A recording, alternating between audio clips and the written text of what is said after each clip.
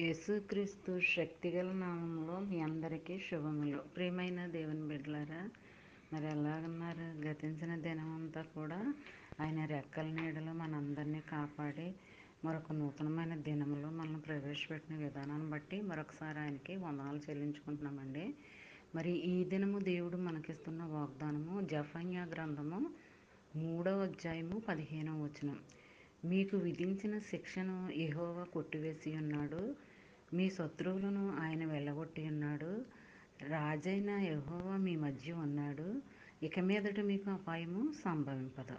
ప్రియమైన దేవుని బిడ్డలారా, మరి ఆదరణకరమైన వాగ్దానము, ఇలాంటి వాగ్దానాలన్నీ కూడా ఎంతో ఆదరణకరంగా ఉంటాయండి.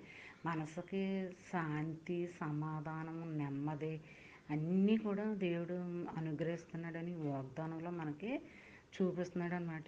ఈ వాగ్దానమే కదండి, మనకిచ్చే ప్రతి వాగ్దానంలోనూ కూడా ఆదరణకరమైన వాగ్దానాలండి. అవన్నీ కూడా మనం చదువుకుంటే మరి మనకున్న సమస్యలన్నీ తీరిపోతాయి. మరి ఈ చిన్న వాగ్దానం మీరు మైండ్లో పెట్టుకుని దినమంతా ధ్యానించుకుంటూ ఉండండి. ఆ దినమంతా కూడా నువ్వు చేసే ప్రతి పనిలోనూ, అది ఏ పనైనా సరే, ఉద్యోగమైనా, వ్యాపారమైన, ప్రయాణమైన, ఏదైనా సరే అందులో నీకు లాభకరంగానే ఉంటుంది, కానీ మేలుకరంగా ఉంటుంది, కానీ మరి ఆశీర్వాదకరంగా ఉంటుంది, కానీ శాపకరంగా మాత్రము ఉండదు.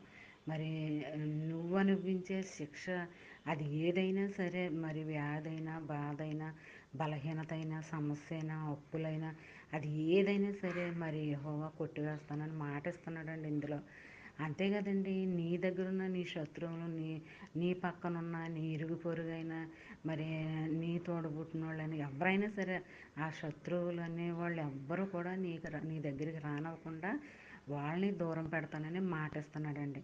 మరి నీ మధ్య నేను ఉంటాను, నీకు అపాయం ఏమి సంభవించదు, మరి నీకు శత్రుమోక అనేది నేను చుట్టుముట్టదు, వాళ్ళ ద్వారా నీకు అపాయం సంభవించదు అని దేవుడు ఇలాంటి ఆదరణకరమైన మాటలు ఉదయం లేవగానే మనకు అనుగ్రహిస్తున్నాడంటే అది ఆ దేవుని యొక్క ఉచితమైన కృపని మనం నమ్మాలి, విశ్వసించాలి.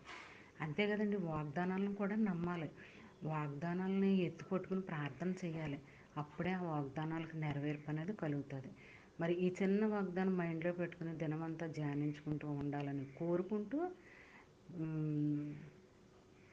అంతే కదండి, మరి నీ పట్ల, నీ బిడ్డల పట్ల మరి దేవుడు ఆదరణకరంగాను మరి క్షేమకరంగాను ఉంటాడని మాట ఇస్తున్నాడండి.